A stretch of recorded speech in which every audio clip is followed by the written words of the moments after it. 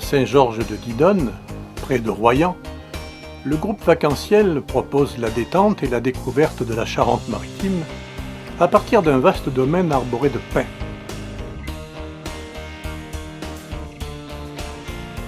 Ici, tout est pensé pour la quiétude, le calme et la sérénité, bien que l'on se trouve sur la côte atlantique.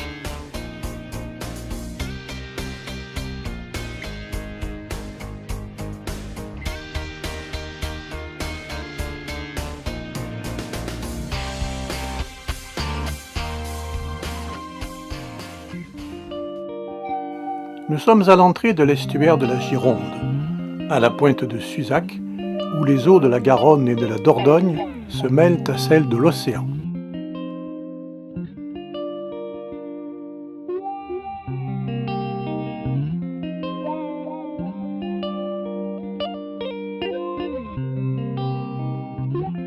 Les petits ports de pêche fourmillent ici, comme Méché, Talmont, Mortagne.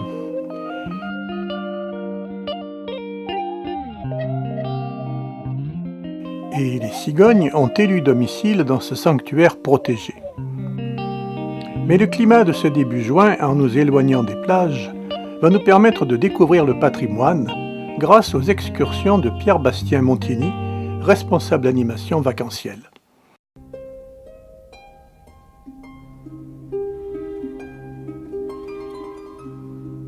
Devant l'église Sainte-Trope, l'une des premières églises de Sainte. On a vu la partie plutôt gothique et on est passé derrière, juste en dessous, en souterrain, devant la crypte romane. Deuxième église Sainte-Trope.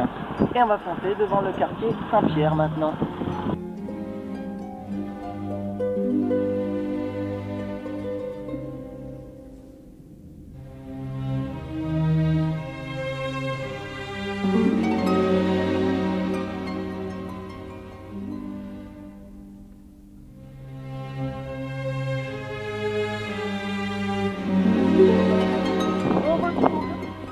Schéma de ville, puisque regardez, souvenez-vous, ça c'était sous l'époque gallo-romaine, on a avancé, on a eu 2 siècles de déclin après l'époque gallo-romaine, et ensuite on est arrivé au Moyen-Âge, où là on a eu une ère beaucoup plus riche.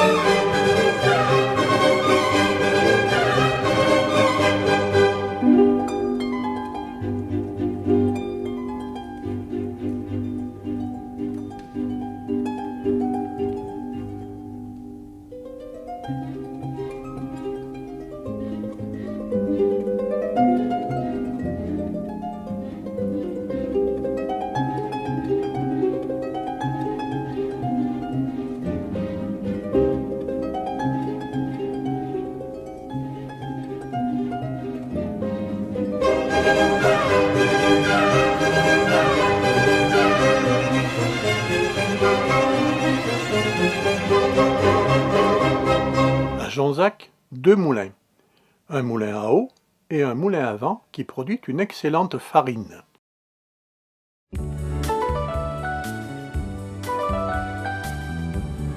En Ornac-sur-Seudre, nous visitons l'exploitation de sel du dernier saunier charentais.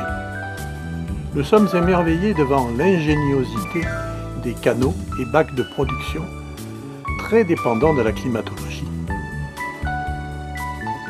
La visite se poursuit dans le village, sous la houlette de Pierre-Bastien.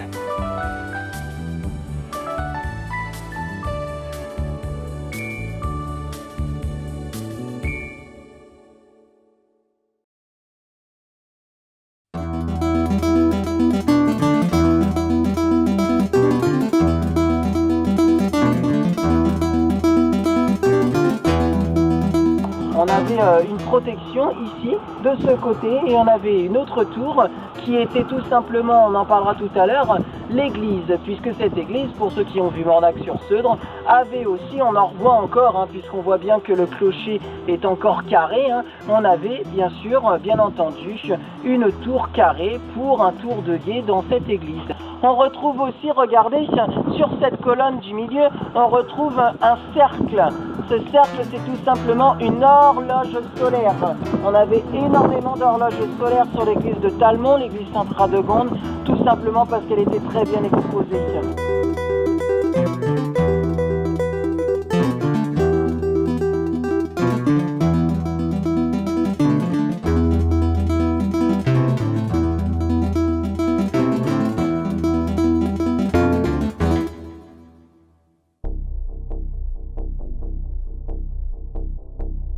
Notre dernière excursion sera pour l'île d'Oléron, la plus grande île de France après la Corse. Île singulière, attachante, créative, mystérieuse avec Fort Boyard, laborieuse à la Cotinière, important port de pêche, et puis l'appel du large, phare de Chassiron.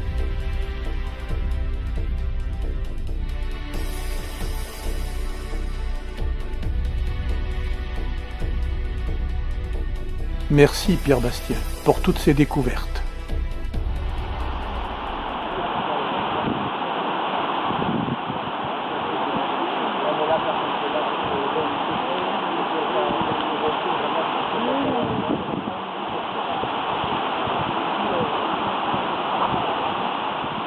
Parce qu'après, c'est du bail.